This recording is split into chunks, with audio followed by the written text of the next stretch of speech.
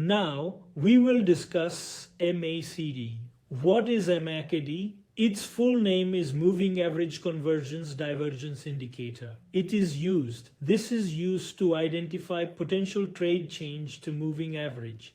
A fast moving average, when it crosses on the downside, then the price. When it crosses on the upside, then the price is bearish. But there is a point to note in this. MACD has a zero factor. When the price comes above the zero factor, price in bridge territory. When price is below the zero factor, price in bridge territory, but price, even while selling, can be bad. If a bearish crossover occurs in the bridge territory, it will become bearish. If a bearish cross under occurs in the bridge territory, the price can still be bearish. But the meaning most probably is that it means the trade has weakened, a collection has happened. The most important thing, as its histogram, the MACD below is basically based on the crossover of its two moving averages. When there is a bullish crossover, the MACD histogram will be green, and as the distance between their moving averages increases, the histogram will become larger. Then as this distance decreases, the trend we discussed will become more pronounced.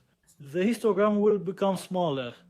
Then, with a direct bear crossover, the histogram will turn red.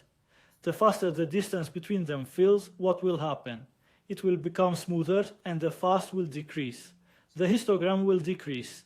So this is used. Can it tell us about trade changes early? Can it help us in indicating trade direction? Its main ability is found in its name, moving average, convergence and divergence. We will also study further what divergence is. What is the point of using them?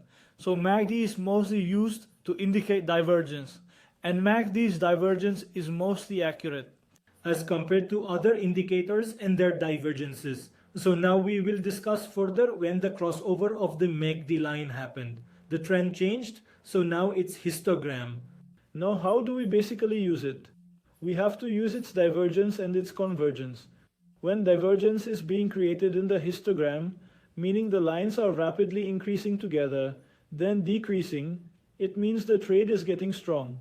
And when the histogram is getting weak, its lines are getting shorter, it means the trend is weakening.